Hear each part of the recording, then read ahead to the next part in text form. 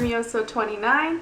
Today's video is a travel vlog. This is going to be a different style travel vlog than my last one. But if you haven't checked out my last travel vlog, it was all about my experience on my Contiki tour in Thailand, which was amazing. I will put that link in the description if you haven't seen that video yet. Check it out. It is awesome and worth a watch.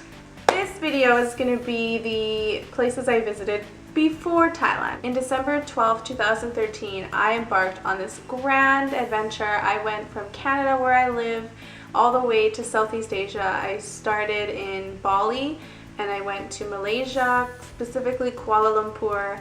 From there I went back to Indonesia to Surabaya to attend a once-in-a-lifetime extravagant wedding that was incredible. And then from there I traveled to Thailand and I explored the islands and went on a Contiki tour and ended off in Bangkok before I came home. In total, I was gone for a whole month. It was a blissful month that honestly flew by so fast. I could have spent easily another 3 months. Since I'm not quite used to vlogging yet, I forgot to film introductions while I was actually traveling. So what I'm left with is just a bunch of random footage that really is just when I decided to film, and I would film. Sometimes I'd introduce where I was, sometimes I'd just start filming. So I decided to do these little introductions for you right now just to give more direction to the video, so you're not sitting there like, okay, what am I watching and where is she? So the first clips that you're gonna see is when I arrived in Ubud. So Ubud is in Bali. It's like a little town area, or it's like a region of Bali, I don't know. I actually had the pleasure of attending a monkey sanctuary forest where these monkeys just ran all over the place, these cheeky little monkeys, and I saw little monkey babies. Ubud was a beautiful part of Bali. It was just all about the cultural aspect of it, so it wasn't too much about the beaches or anything. It was more about the jungle and the culture. I also attended a traditional Balinese dance show, which I have some clips that you'll see as well. So enjoy this first part of the vlog.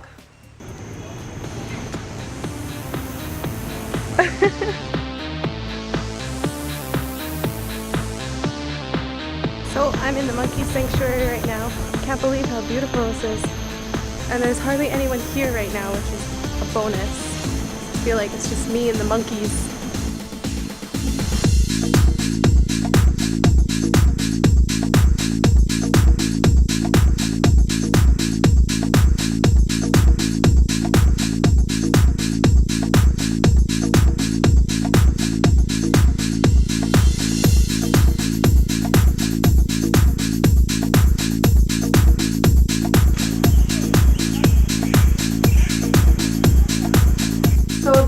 Forest sanctuary was surrounded by this lush jungle landscape sort of vegetation. It was just beautiful. Everywhere you looked there was greenery all around you. There was those beautiful trees with those vine things that like hang down.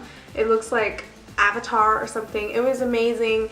Everything was bright green. There was monkeys all over the place. They were running around. They were jumping on people. These women were selling bananas that you could give to the monkeys, and these monkeys are cheeky. Like, they will come right up to you and take those bananas, girl. So you better be careful because they can get aggressive if you don't give them or the banana, or if you tease them. And then I get to this rushing river part, which is just beautiful. It's just like almost like a national park right in the middle of this beautiful town, Ubud.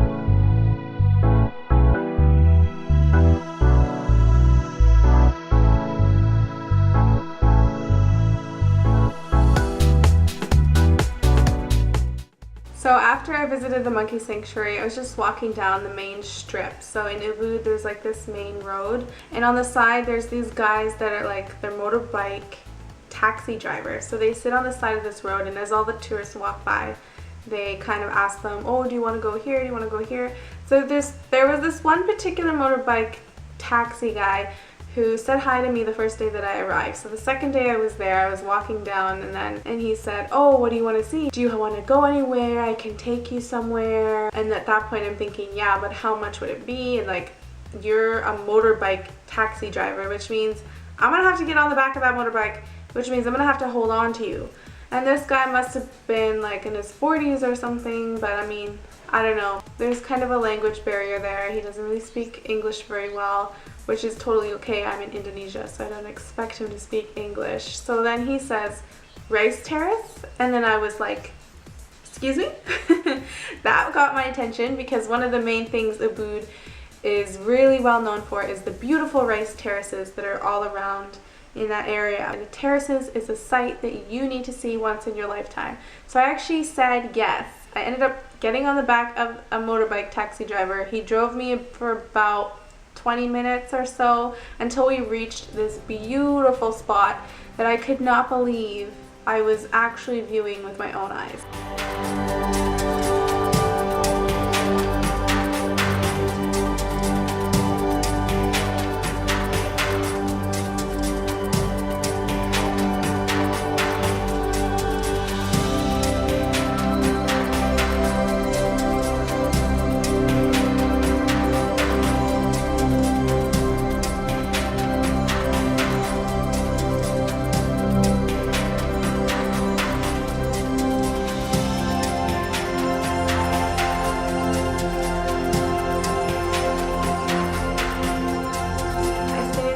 Getting there within like 5 minutes, it started pouring rain.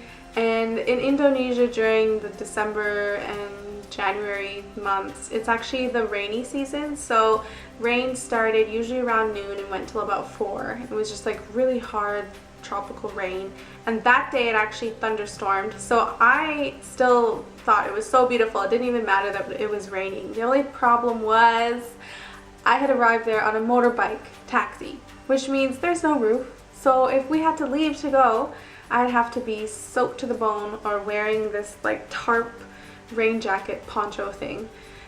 So I ended up having lunch, and where you see the footage that I just showed you is actually in this little restaurant right on the terraces. So it's a beautiful lunch with a gorgeous view. The food was awesome. The only thing is the motorbike taxi driver was a little creepy, and I think that he thought I liked him or something, but he got the wrong impression, because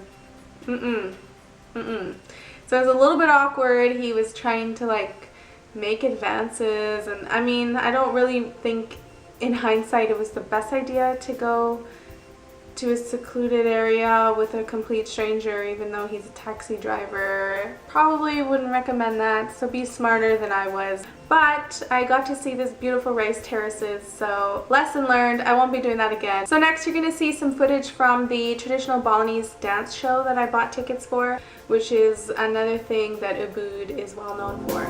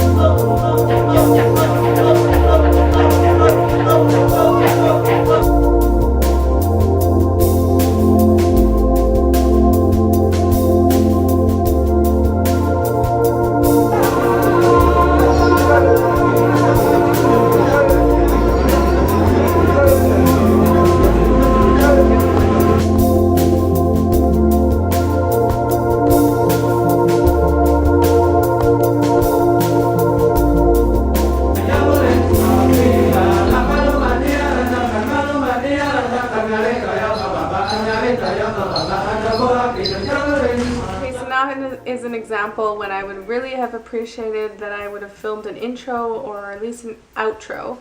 So I was only in Ubud for 2 nights, and that is way too short. I would definitely stay in Ubud for like at least a week.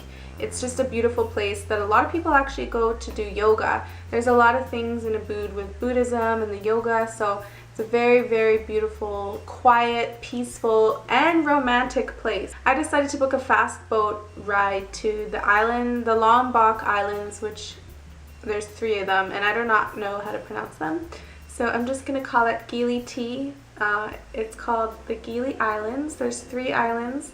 Gili T is known for the party island, especially a certain magic mushroom. We took like a boat ride, and the boat ride took about 2 hours until we got to the island of Gili T. And get this, I only spent 1 night in Gili T. I don't recommend that. I could have spent at least a week. It's a beautiful little island, and even though it's known for its partying, it's still a really great island just to relax on, and a lot of people love to go scuba diving. It's really, really nice snorkeling in that area. I saw people windsurfing. There's just so much water activity to do on this island. There's absolutely no cars on the island because it's this secluded little island. Everything's small, close together. The alleyways are all like mud roads. And there's horse-drawn carriages on the island, so that's what I decided to do, is take a horse-drawn carriage. Just as soon as I got there, girl, I got a horse-drawn carriage, even though where I was staying turned out to only be like, not even kidding, 2 minutes from the main unloading area from the boat. On the island, everybody rides bikes to get all over the place because that's just how you get around the island. You can bike around the island and it only takes you like an hour or something. Definitely recommend you guys check out Gili T.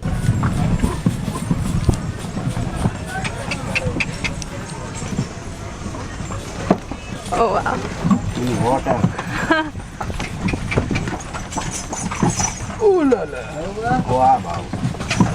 Alright, I have this really crazy room and I have to do a room tour because it's amazing. I just made it to Gili T, one of the islands. I'm only here for 1 night, so I decided to treat myself to a traditional homes, like traditional style accommodation, which is, you're gonna see why it's called traditional style in a second. It's amazing. I'm gonna give you a little room tour.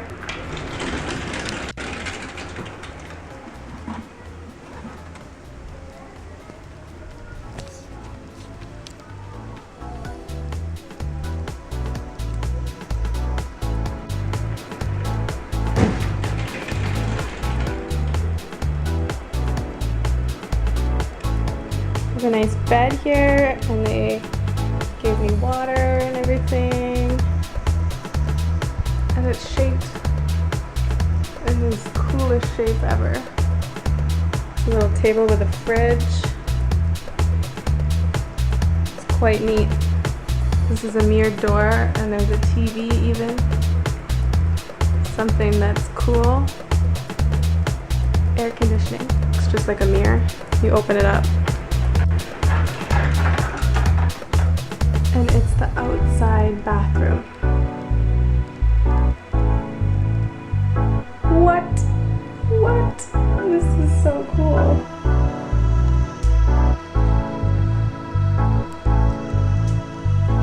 It's so hot here right now. I love it. Just check this out. My time on Gili T was really relaxed. As soon as I finished giving you guys that room tour, I actually went to the pool and just relaxed by the pool and started chatting to some other people that were staying in the same place as I was, and we ended up just going for dinner. It was a really chill evening. It's really nice just to kick back and relax. The island vibes there are so chilled and relaxed.